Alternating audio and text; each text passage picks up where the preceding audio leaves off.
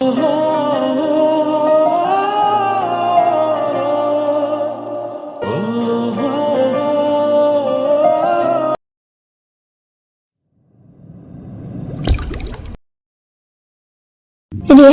সোয়েবের ঘরে উকি দিলেন। সোয়েব ঘরে নেই, গেল কোথায়? ছাদে?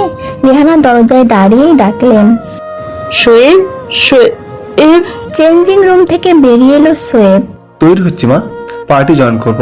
ক্ষণিকের বিশ্রামাগারের রেপুটেশন বলে কথা। রিমি যে এলো না, তুই একা, সবাইকে কি বলবি? সোয়েব জবাব দিল না, ঘাড় ব্যথা করছে তার। দেখা তো ঠিক আছে নাকি মা? টাইটা কি পরবো?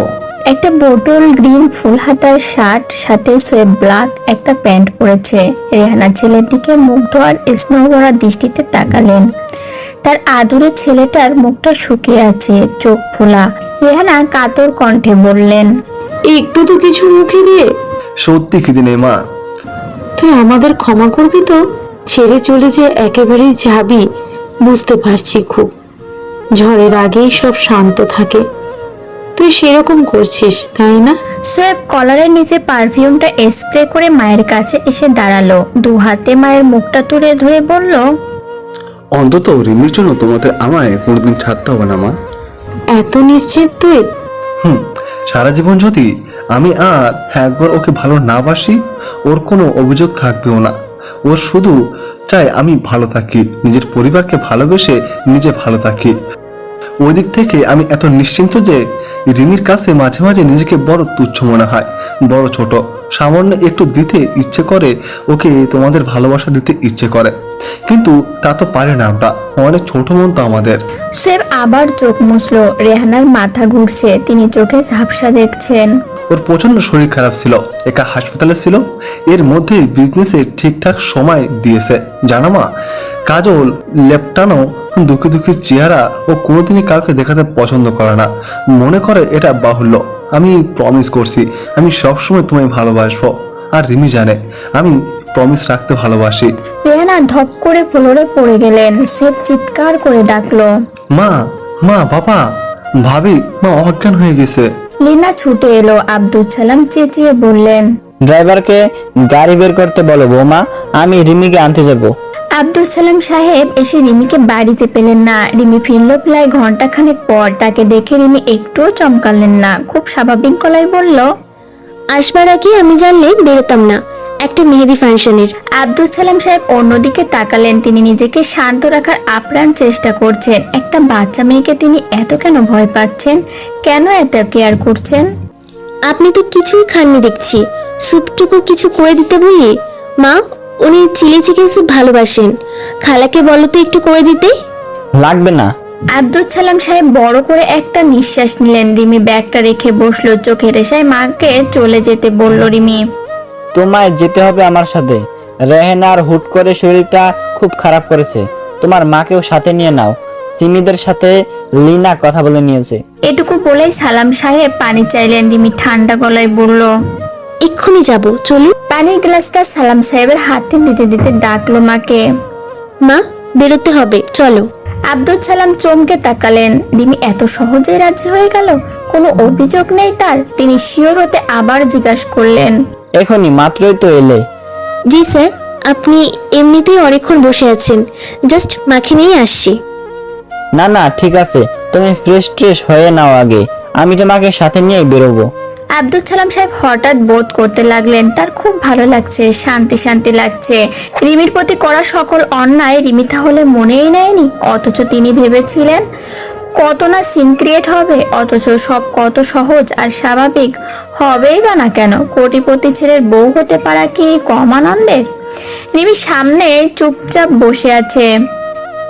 আব্দুল সালাম সাহেব আড়ষ্টভাবে বললেন, তুমি মাস্ক ইউজ করছো যে হঠাৎ, এনি প্রবলেম? না না স্যার, এমনিতেই বাইরে বেরোলে ডাস্ট খুলতেই ভুলে গেছি। রিমি মাস্কটা খুলে রাখলো। সামনে রাখা ফলের ট্রে থেকে বিকট গন্ধ নাকে লাগছে তার, গা গুলাচ্ছে। রিমি উঠে দাঁড়ালো, সার্ভিং ট্রেটা নিয়ে যেতে যেতে বলল, মায়ের হলো কিনা দেখে আসি। রিমির পেছনে করার সাথে সাথেই আব্দুল সালাম সাহেব বললেন, তোমার কি কোনো অভিযোগ নেই রিমি? গলায় আটকে আসা কথাটা হুট করে বলে ফেললেন তিনি। রিমি ট্রেটা পাশের ঘরে দিয়ে এসে বসলো আবার। স্যার মনে আছে আপনি যেদিন আমায় প্রথম ইন্টারভিউ করেন আমার পরিবার সম্বন্ধে কিছুই জানতে চাননি, অথচ টিউশনিটা তখন আমার এতই দরকার ছিল যে আমি কাতর হয়ে আমার দারিদ্রতা ইনিয়ে বিনিয়ে বললাম। পরে দেখা গেল টিউশনিটা আমিই পেলাম। তখন আমার এই দুঃখ কষ্টের জীবনে কত কাজে দিয়েছিল দেখেছিলেন। আমি কিন্তু তোমায় দেখেই বুঝেছিলাম তোমার ধৈর্য ভালো হবে। জি, ওটা আমার কথাগুলো শুনবার পর আরো পোক্ত হলো। যে মেয়ে এত অভাবে বাঁচে তার আজ আমার আপনার কাছে যেটা চাই সেটার জন্য আমার সুখের গল্পের দরকার, অর্থনৈতিক সচ্ছলতা দরকার। দুঃখ কষ্টের গল্প এখন কাজেই দিবে না। তুমি কি কমপ্লেন করতে যাচ্ছ? একদমই না স্যার, কমপ্লেন করার ক্ষমতা আমার ভেতরে তৈরি হয়নি। আমার অল্প জ্ঞান বুদ্ধি, আমার শিক্ষা আমায় বলে যে যার আমি যোগ্যই নই তা না পেলেই কমপ্লেন করাটা ঠিক না। কমপ্লেন করি না বলেই আমার সেই অল্প জ্ঞান, সেই শিক্ষাকে সবাই আমার দুর্বলতা ভাবে, ঠুনকো ভাবে। তবে পছন্দের জিনিসটা পাওয়ার জন্য নিজেকে যোগ্য করার চেষ্টাটা করতে ইচ্ছা করে। কাজের শক্তি আমার প্রচুর, আর ওটাকে সবাই ভাবে লোভ আমার। রিমির কথাগুলো আব্দুল সালাম সাহেবের বুকের কাটার মতো বিঁধল। মন খসখস করতে লাগলো তার। তিনি নিজেকে স্বাভাবিক রাখতে হালকা কেশে নিলেন। এই জীবনে আমি খুব ভালো আছি স্যার, এই জীবনটাকে ভালোবাসি আমি। শুধু চাই এতে কেউ যাতে অসুখী না হোক। কারো কাছ থেকে কোনো মতামত জোর করে আমি চাই না। সবাই আমাকে ভেতর থেকে যেমন দেখে তেমনই দেখুক, অত্যন্ত মিথ্যা মমতা না দেখাক। আমি তো তোমার দূরের লোক, হয়তো নিষ্ঠুর হওয়াটা আমাকে মানিয়ে গেছে, কিন্তু যারা তোমার স্যার, যে সম্পর্কে মমতার জোর নেই, স্নেহের বন্ধন নেই, তারা কি করে আপনজন হয়? এই যেমন ঘটনার পর পৃথ্বী মাকে ফোন করেছে অনেকবার। আমি জিজ্ঞেস করলাম, ফোন ধরে কথা বলেছো না কেন মা? মা বললেন, ওরকম কারো ফোন ধরতেই আমার রুচিতে বড় বাধে রে রিমি, কাণ্ডজ্ঞানে বাধে। মায়ের কাছে পৃথ্বী এটাই অর্জন করেছে, অর্থাৎ যেটা আমার সত্যিই পাওনা সেটা পৃথিবী আমায় দিবে, এর থেকে বেশিও না কমও না। আব্দুল সালাম সাহেব উঠে দাঁড়ালেন, আর্দ্র গলায় বললেন, কেউ তোমার চাওয়াতে অখুশি হবে না। তোমার জীবনের সুখটাও তোমার, দুঃখটাও তোমার। তুমি তোমার চেষ্টাটা স্বাচ্ছন্দ্যে চালিয়ে যাও, যেটা তোমার প্রাপ্য তাই পাবে। রিমি হেসে বলল, এই জন্যই আপনার শুভকামনা দরকার আমার। আর হ্যাঁ, আমি আপনার গাড়িতেই যাব। আব্দুল সালাম সাহেব এবার আনন্দিত চোখে রিমির দিকে তাকালেন। রিমি মেয়েটা মানুষকে সম্মান দিতে জানে আসলেই। পার্টির পুরো সময়টাতে রিমির জাহান্নামে কেটেছে। খাবারের ফ্লেভার, পারফিউমের গন্ধে মরে যাবার অবস্থা। একবার সোয়েব আর সে পাশাপাশি দাঁড়িয়েছিল। সোয়েবের ইউজ করা স্প্রে গন্ধে আর একটু হলেই সে তখনই বমি করে দিচ্ছিল। অনেক কষ্টে নিজেকে সামলেছে। সোয়েব অত্যন্ত বিরক্ত হয়ে রিমির দিকে তাকিয়েছিল তখন। এরকম পেট ব্যথার মতো মুখ করে আসো কেন? পেট ব্যথা? রিমিও হ্যাঁ সূচক মাথা নেড়েছিল। হবে তো পেট ব্যথা। হাত ধোয়ার কি ঠিক আছে? গোসল বছরে আর হাত ধোয়া তো মাসে, তাই না? রিমি ফেক একটা খুশির হাসি হেসে বলল, জি একদম, বাঁ হাতে মাসে একবার আর ডান হাতে 3 মাসে একবার। সোয়েব রেগে কটমট করে তাকিয়ে চলে গেল। রিমি ঝটপট কিচেনে এসে এক গাদা বমি করে নিল। রিমি মাঝে মাঝে নিজেই খুব আশ্চর্য হয়, একদম খেতে পারে না সে, অথচ এত বমি কোথা থেকে করে? পেটের বাবুটা কি সারাক্ষণ বসে বসে বমি তৈরি করে নাকি? বাপের মতোই বদের হাড্ডি। পার্টির পর রিমিরা চলে আসবার আগে সোয়েবই ডাকলো ঘরে যেতে। রিমির ঘরে এসে আবার গা গুলাচ্ছে। সোয়েব স্পষ্ট আর ঝাঁঝালো গলায় বলল, যাও খাবার নিয়ে এসো, খাওয়া হয়নি আমার। রিমি সোয়েবের কথা না শোনার ভান করে বসলো বিছানার এক পাশে। সোয়েব চেঞ্জ করছিল। শুনতে পাওনি? মাছের কোনো প্রিপারেশন আনবে না, শুধু চিকেন আনবে, বুঝলে? আমি চলে যাব সোয়েব ভাই, আপারা ওয়েট করছে আমার জন্য। সোয়েব টি শার্ট গায়ে দিতে দিতে সামনে এলো। চলে যে যাবে জানি তো, থাকতে তো বলছি না। খাবার খাইয়ে যাও আমায়, অসুস্থ আমি। রিমি হতাশার শ্বাস ফেললো। খাবার সামনে এলে এবার নির্ঘাত সে বমি করবে। চিকেন তো ইম্পসিবল। তো কি অসুস্থ আপনি যে খাবারটা খেতে পারবেন না? ঘাড়ে ব্যথা, খাইয়ে দেওয়ার পর একটু ম্যাসাজ করে দিয়ে যাবে, যাও। রিমি অনিচ্ছুক ভাবে উঠে দাঁড়ালো। মানুষটা এত কেন কষ্ট দেয় তাকে? রিমি যে ক্লান্ত খুব, কেন বোঝে না? এত বাড়াবাড়ি কেন? খাবারটা সামনে নিয়ে বসে রিমি ওড়নাটা শক্ত করে নাকে মুখে বেঁধে নিল। তারপর ভাত মাখাতে লাগলো। সোয়েব মুখ কুঁচকে বলল, নতুন ঢং নাকি? হ্যাঁ করুন। সোয়েব বালিশে হেলান দিয়ে আরো পেছন দিকে চলে গেল। এত দূরে আমি দিই কিভাবে সোয়েব ভাই? এখানে এসে দাঁড়িয়ে দাও, বললাম না ঘাড়ে ব্যথা আমার। রিমির ইচ্ছে করছে প্লেটটা ছুঁয়ে নাকে মুখে ছুঁড়ে মারে, কাঁচা মরিচটা ভেঙে জায়গা মতো ডলে দেয়। দাঁতে দাঁত চেপে রিমি রাগ সামলালো, উঠে দাঁড়িয়ে খাওয়াতে লাগলো। ভাতের ভেতরে একটু করে লেবুর ছাল দিও, রস না। কামড়ে আগে লেবুর ছালটা টুকরো টুকরো করে নাও তো রিমি। সে পা দুটো আয়েসি ভাবে অন্য বালিশের ওপর তুলে দিল। রিমি আস্ত মরিচ ঢুকিয়ে দিল ভাতের ভেতরে। সে মুখে নিয়েই থু করে মরিচ ফেলে দিল। একটু খেয়াল করে দিবে তো, জানো আমি ঝাল খেতে পারি না, পানি দাও। সেবের চোখে মুখে বিরক্তি। রিমি মনে মনে বলল, তোরে আমি ডট ডট ডট সারার ভাই। খাওয়া শেষ করে সোয়েব বিছানায় বসে মুখ ধুলো। রিমিকে দিয়েই করালো সব, তারপর উপর হয়ে শুয়ে পড়ল। ঘর মেসেজ বাকি। রিমি ঘড়ি দেখলো, রাগে বিরক্তিতে কপাল ফাটছে তার। এই জন্য স্বামী নামক বস্তুটাকে সে ফিরিয়ে এনেছিল। রিমি মনে মনে বলল, আমি একটু শক্ত হয়ে নিই রে শেষরা, তোকে আমি সকাল বিকাল ছেঁচবো, 3 বেলা ছেঁচবো।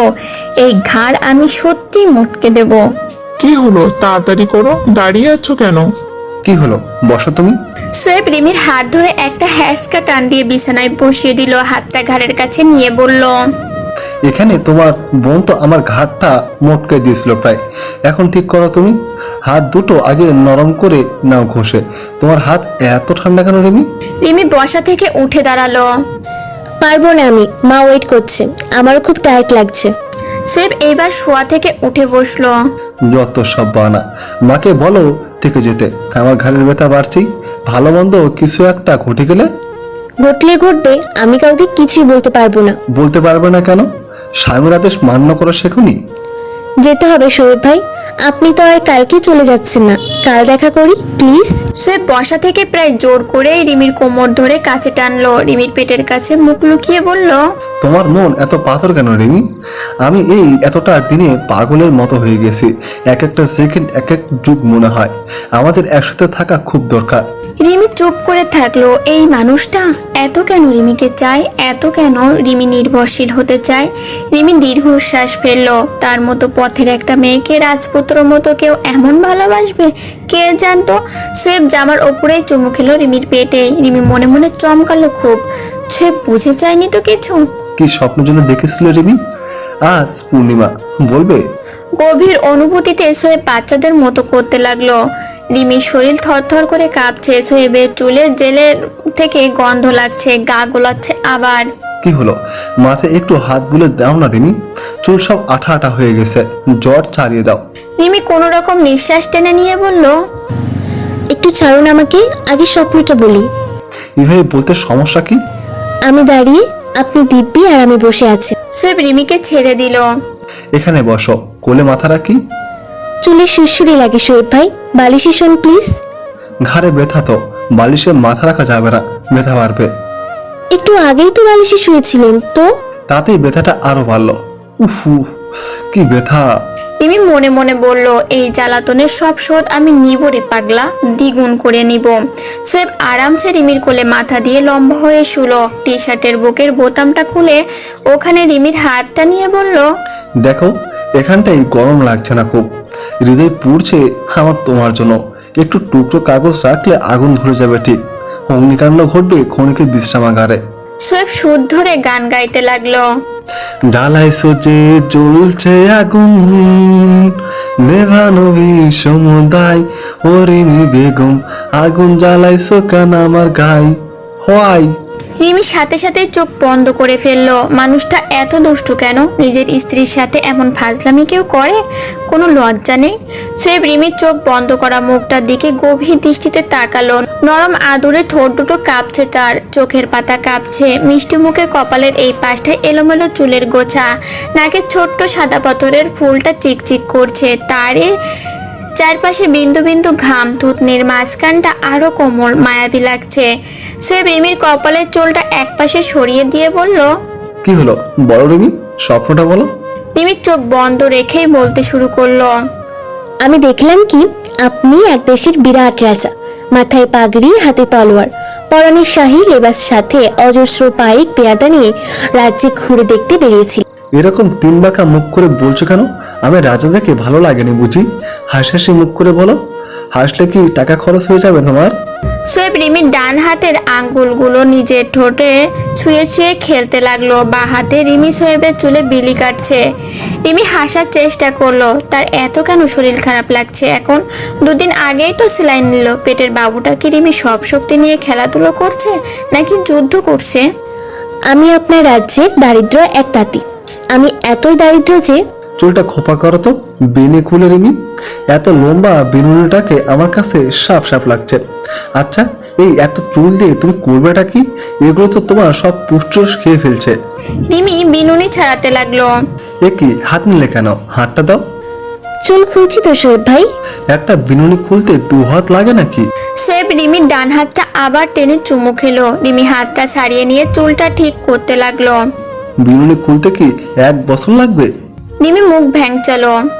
আমি বুঝলাম না, তুমি কিভাবে নাক ফুটো করলে? নাকে যে স্টোনটা পড়ে আসো, লাস্ট টাইম ওটা লেগে আমার কতটুকু কেটেছে মনে নেই।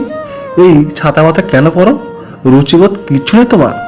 এটা খুলবে এক্ষুনি, আবার মুখ কুচকে আসছো কেন? এখন খুলতে পারবো না। খুলতে পারবে না মানে? লকটা টাইট অনেক। দেখি আমি খুলে দিই। প্লিজ না, আমাকে যেতে হবে। আপা কল দিচ্ছে ফোনে বারবার। কথাটা রিমি মৃদু মতো বললো প্রায়। এত যাই যাই করছো কেন? যতক্ষণ আসো একটু তো রিল্যাক্স থাকবে নাকি? রিমি চুপ করেই রইলো। মানুষটার এত কেন তাড়াহুড়ো? কত সময় আছে কথা বলার, একসাথে কাটাবার? ভালো করে কথা কেন বলছো না? তুমি কি ব্রিটেনের রানী? এত দাম তোমার কথার? সে কখন থেকে বলছি একটু মিষ্টি গলায়, যত সব। ক্লান্তিতে রিমির শরীর ভেঙে আসছে, চোখের পাতা ভারী হয়ে ঘুম পাচ্ছে। রিমি হাই তুললো। তুমি হাই তুলছো কেন? হয় কি বলতে চাইছো? ইগনোর করছো? এতদিন পরে দেখা অথচ ভাব করছো যেন রোজ দেখে দেখে বিরক্ত তুমি। সোয়েব রাগে গজ গজ করতে লাগলো। আমি তো ভাবতেই পারি না, এত অল্প বয়সে একটা মেয়ের মধ্যে এত বুড়ি ভাব কেন? হাজবেন্ড বিদেশ ঘুরে এলো, তোমার তো উচিত আমার জড়িয়ে ধরে 1 ঘন্টা কাঁদা। স্বামী, আমার প্রাণের স্বামী গো। সোয়েব বিলাপের অভিনয় শুরু করলো। রিমি এবার আর পারলই না সামলাতে নিজেকে। সোয়েবকে এক ঝাটকায় কোল থেকে সরিয়ে চট করে উঠে দাঁড়ালো। কি পেয়েছেন আপনি আমায়? কেনা ভিত্ত, সেবাদেশী, সবসময় এটা করো ওটা করো, সব আপনার কথা মতো। কটা বাজে দেখেছেন? পারবো না, কিচ্ছু করতে পারবো না। গেল। রিমি ব্যাগটা হাতে নিয়ে গট গট করে চলে যেতে লাগলো। সোয়েব চেঁচিয়ে পিছু ডাকলো। রিমি শোনো। রিমি ফিরে তাকালো না, তবে থামলো। তুমি শুকিয়ে পুরো পুষ্টিহীন বাচ্চাদের মতো হয়ে যাচ্ছ। গোলামুখ শুকনো, শরীর ভাঙ্গায়, পেট মোটা লাগছে কিছুটা। দুঃখী বঞ্চিত শিশু। ইউনিসেফের ছবিগুলোতে যে অল্প বয়সী রোগা মেয়েদের দেখায় না, সেরকম। ঠিকঠাক খাও একটু। তোমার স্বামী তো মরে যায়নি আর। রিমি দাঁতে ঠোঁট কামড়ালো, যথাসাধ্য স্বাভাবিক গলায় বলল। আমার শরীর, আমার ইচ্ছা, আমি শুকোবই। দেখা পুষ্টি। আমার সাথে ছবি তুললে তো সবাই বলবে আমি তোমাকে তোমার খাবার খেয়ে তোমাকে চিকন করে রেখেছি। এই আঙ্গুলের মতো মেয়ে তুমি, অথচ একদম কথা শুনো না আমার। 1 হাতে তুলে আছাড় দিলে। রিমির ইচ্ছে করলো সোয়েবকে সে ঠাটিয়ে একটা চড় মারে। না, আজ অন্তত পক্ষে কঠিন করে সোয়েব ভাইকে একটা ঝাড়ি দিতেই হবে। দরজার কাছ থেকে রিমি ফিরে এলো সোয়েবের কাছে। সোয়েব হাসি মুখে বলল, থেকে যেতে ইচ্ছে করছে বুঝি? আমি জানতাম তুমি নিজেকে সামলাতে পারবে না। তোমার আবেগ তো আমি জানি। একটু ভালো করে তাকালেই তুমি শেষ। তারপর সোয়েব হাতটাকে নিজের গলার কাছে ছুরির মতো ইশারা করে বলল, জাস্ট খাল্লাস।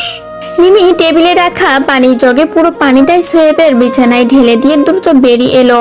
সোয়েব একটা ট্রিমেন্ডাস শকিং ফিলিংস নিয়ে রিমি চলে যাবার দিকে তাকিয়ে রইলো। আশ্চর্য মেয়ে তো, বিছানায় কেন পানি ঢাললো? বিছানা কি দোষ করলো? সোয়েবের গায়ে ঢাললেও তো পারতো। তার মানে রিমি কি বোঝাতে চেয়েছে? এর কি মানে? সোয়েব একটা আনন্দের হাসি আসলো। বাহ, কি দারুণ ইশারা, বুদ্ধি আছে বটে রিমির। সোয়েবের ভেবেই খুব আনন্দ হলো, এমন ইশারাবতী বউয়ের সাথে সে সারা জীবন থাকবে। বাড়ি এসে রিমি বেশ শান্তি শান্তি অনুভব করতে লাগলো। বাহ, এই প্রথম সে সোয়েবের সামনে একটা বীরের মতো কাজ করে এসেছে। খুব আরাম চাই তো তোর, তাই না রে পেটা? ঘুমা এখন আরাম করে, ভেজা বিছানায় ঘুমা। যতক্ষণ সামনে ততক্ষণ পুতুল নাচ করাবে। স্যাসরা। ভোর রাতে রিমি গভীর ঘুম থেকে অস্পষ্টভাবে জবাব দিল। জামাই এসেছে মানে? নাজিমা গলার স্বর যথাসম্ভব নামিয়ে নিয়ে বললেন, সোয়েব এসেছে? রিমি তড়াক করে ঘুম থেকে উঠে বসলো। হঠাৎ ঘুম ভাঙায় শরীর টালমাটাল লাগছে তার। রিমি আড়মোড়া ভাঙলো। সেই কখন এসেছে? আমরা আসবার আধ ঘন্টা পরেই। তুই ঘুম শুনে ডাকতে মানা করলো, বোর হয়ে যাচ্ছে, এখনো বসেই আছে। রিমি দিশেহারা ভাবে মায়ের দিকে তাকালো। এত রাতে মানুষটা কেন এলো? কোনো সমস্যা? উফ, আমি ডাকুনি কেন মা? রিমি হতভম্ব একটা ভাব নিয়ে সোয়েবের সামনে এলো। কোনো জরুরি দরকার ছিল? ফোন করতে পারতেন, রাতেই আসতে হলো। তোমার জন্যই তো এলাম। তাই বলে রাতে? তুমি তো আসতে বললে, তুমি কি মনে করেছো তোমার ইশারা আমি বুঝতে পারবো না? মানে? সোয়েব এগিয়ে এসে রিমিকে জড়িয়ে ধরলো। বিছানায় পানি ঢেলে দিলে মানে কি? আপনার বিছানা ভেজা, আমার বিছানায় আসুন, তাই চলে এলাম। সোয়েবের চোখে মুখে বিজয়ের হাসি। রিমি হতাশ গলায় বলল, পানি ঢালার এই মানে করলেন? তুমি কি ভেবেছিলে আমি বুঝতে পারবো না? শোনো, ফাইনাল সেমিস্টারে থাকাকালীন আমার একটা প্রজেক্ট ওয়ার্ল্ড রেকর্ড করে ফেলেছিল। আমার টিচার আমাকে বলেছিলেন এরকম ব্রেন তিনি তার শিক্ষকতা জীবনে কোনো স্টুডেন্ট মাঝে দেখেননি। আমার ইশারায় আপনি এত রাতে এসে জেগে বসে থাকলেন? সোয়েব নরমভাবে হাসলো। তোমার ইশারা হুকুম আমার জন্য। রানী মানি তো তোমাকে, এই যে এখান থেকে। রিমি অসহায়ের মতো হাসলো। এত ব্রিলিয়ান্ট স্বামীর কি সত্যি সে যোগ্য? মানুষটাকে রিমি রূঢ় আচরণ কোনোদিনও বুঝবে না। এত অন্ধ অনুরাগ। বিষয় আসি, চা খাবেন? ভোর হয়ে যাচ্ছে। খাবো। চা খেতে খেতে স্বপ্ন শুনবো তোমার। বারান্দায় দাঁড়িয়ে? একটু বলে চলে এলে মন খসখস করছে শুনতে। রিমি হাসলো। তার জীবনে ভোর নিয়ে আসা মানুষটাকে সাথে করে আজ সে ভোর হওয়া দেখবে। আনন্দে রিমির বুকের কাঁপন 100 লক্ষ গুণ হয়ে গেল। সে পেছন ডাকলো আবার। রিমি, মেক্সি পড়ছো কেন? রিমি নিজের ম্যাক্সির দিকে ভালো করে তাকালো। রিমি ম্যাক্সি পরেছে রাতে রিল্যাক্সে শুতে। ডক্টরও বলেছেন ফিটিং কামিজ রাতে শুতে না পরাই ভালো। কেন ভালো লাগছে না সোয়েব ভাই? সোয়েব ডান চোখটা টিপে দিয়ে বলল, শুধু ভালো লাগছে না, মাথা নষ্ট করে ভালো লাগছে। আমার সাথে যতক্ষণ থাকবে ফ্রম নাও মেক্সিস মাস্ট। রিমি চা বানাতে চলে গেল। সোয়েব চা চুমুক দিতে দিতে বলল, তুমি চা খাবে না রিমি? রিমি না সূচক মাথা নাড়ালো। এই যে লেবুর শরবত খাবো, শুকিয়ে যাচ্ছি তো। হেলথ কনসিয়াস হয়ে যাবো এখন থেকে। সোয়েব রিমির গা ঘেঁষে পাশে দাঁড়ালো। গানটা যেন কি ছিল রিমি? তুমি না থাকলে সকালটা এত মিষ্টি হতো না। ভোরের আলোটা দেখেছো, একটা স্পেসিফিক রঙকে কোট করেছে। সব জিনিসে এতে একটা বিশেষ রকমের লাগছে, তাই না? রোদের শুরুটা কত মিষ্টি হয় ভাবা যায়? রিমি এক মনে শরবত খাচ্ছে। রোদ রিমির কখনোই ভালো লাগে না। রিমির ভালো লাগে বৃষ্টি, টানা বর্ষণ না, এক পশলা ঝুম বৃষ্টি। কি হলো রিমি বলো? তুমি ছিলে গরিব তাঁতি, তারপর? রিমি শরবতের গ্লাসটা নামিয়ে রাখলো হাত থেকে। বা হাতটা সোয়েবের কাঁধে ভাঁজ করে পেটে নিয়ে এই প্রথম স্বেচ্ছায় রিমি সোয়েবের কাঁধে মাথা রাখলো। আমি ভীষণ দরিদ্র তাঁতি। এতই করুণ অবস্থা যে আমার শীতের কাপড়টা বুনতে বুনতে গরম এসে যায়, আবার গরমের কাপড়টা বুনতে বুনতে শীত এসে যায়। অর্থাৎ আমি সময় মতো পাই না কিছুই। কিন্তু এত কিছুর পরও আমার কোনো অভিযোগ নেই, আমি খুব সৎ। আপনি রাজ্য ঘুরতে এসে আমার দুঃখ কষ্ট দেখে আমায় সাহায্য করতে চাইলেন। জিজ্ঞেস করলেন আমি কি চাই। যা চাই তাই পাবো। আমি বললাম, মহারাজ আপনি আমার হেরফের গুছিয়ে দিন। আমি যদি শীতের বস্ত্র শীতে আর গরমের বস্ত্র গরমেই পাই। আপনি খুব অবাক হলেন। এত বড় রাজা, আমি কি না এত তুচ্ছ সাহায্য চাইলাম? আপনি রেগে বললেন, যাও তোমার হেরফের গুছিয়ে দিলাম। শীতের বস্ত্র তোমায় শীতেই দেওয়া হবে। এখন দেখা গেল শীত এক এক বছর এক এক সময় নামছে। আমার হেরফের গুছিয়ে দিতে নাজেহাল অবস্থা। রাজ্যেরই খবর নেই আপনার। সোয়েব হাসলো। ব্যাস শেষ? সোয়েব রিমির মুখোমুখি দাঁড়ালো। রিমি দুহাত শক্তভাবে মুঠো করে ধরলো। এই স্বপ্নটা তুমি ইচ্ছে করে দেখেছ, তাই না? স্বপ্ন কি ইচ্ছে করে দেখা যায়? অবশ্যই। সারাক্ষণ ভাবছো আমি তোমায় হেল্প করছি, না হলে তুমি জলে ভেসে যেতে। রিমি গাঢ় দৃষ্টিতে তাকালো সোয়েবের দিকে। ভেসে যেতামই তো, আপনিই তো শক্ত করে ধরলেন। সোয়েব ওভাবেই কিছুক্ষণ রিমির চোখের দিকে তাকিয়ে রইলো। তারপর হাতটা ছেড়ে দিয়ে চায়ের কাপটা এদিক ওদিক ঘোরাতে থাকলো। একটা কাজ করলে কেমন হয় রিমি? গ্র্যান্ড করে একটা রিসেপশন করি আমাদের, তারপর ওখানে পৃথিলাকে ডাকি, দেখুক একটা লেসেন তো ওর দরকার আছে, কষ্ট পাক না একটু। কি বলো? তোমায় আমি কুইনের মতো গ্রহণ করবো, দেখুক ইনসাল কাকে বলে। কি হলো, কিছু বলছো না যে? রিমি নিজের অন্যায় কার্নিশটা আঙুলে পেঁচাতে পেঁচাতে বলল, শুধু ওকে কষ্ট দিতে রিসেপশন? আসলে এভাবে ওকে কষ্ট দিলে কি আমাদের সুখের পরিমাণ বাড়বে? মানে? মানে হলো কাউকে কষ্ট দেওয়ার জন্য কোনো চেষ্টার দরকার নেই। যে কষ্টটুকু তার পাওয়ার কথা তা সে এমনিতেই পাবে। সৃষ্টিকর্তা দেখছি তো সব সব ওনার উপরে সঁপে দিন, সর্বোত্তম ফলাফল নিশ্চিত। তুমি অনেক জ্ঞানী জ্ঞানী কথা বলছো, হয়? সোয়েব মুখের ভাবটা বিরক্তিকর করে ফেলল। রিসেপশন করলেই এত এত টাকা খরচ, কোনো দরকার আছে? কাছের আত্মীয়রা তো সবাই জেনেছে, দরকার নেই। দুদিন ব্যবসা করে একদম টাকা চিনে গেছে। দুদিনের বৈরাগী ফাতকে বলে অন্য। রিমি মনে মনে ফিস ফিস করে বলল, হে পরম করুণাময়, মানুষটার সমস্ত জীবন তুমি সব থেকে আনন্দময় সময় ভরিয়ে দাও। কি হলো, আবার মুখ কুচকে তাকিয়েছে কেন? পেটে ব্যথা? রিমি নিজের বুকের বাপাসটায় হাত ছুঁয়ে বলল, না, এই এখানে ব্যথা। সোয়েব দুষ্টুমির দৃষ্টিতে রিমির দিকে তাকালো। কাছে এসে রিমিকে কোলে তুলে নিল। ঘরের দিকে যেতে যেতে বলল, এখন আমরা ব্যথা শেয়ার করব। আমার 9:30টার আগে ছেড়ে দিতে হবে। শোয়েব ভাই শিউলি আজ আসবে না, ওর বিয়ের আলাপ চলছে। আর যদি না ছাড়ি? জরিমানা আসবে, প্রতি মিনিটে $1,00,000। সোয়েব রিমির নাকটা আলতোভাবে কামড়ে দিল। এই জীবন তোমার তোরে জরিমানা রিমি। রিমি লজ্জায় সোয়েবের গলার নিচে মুখ লুকালো।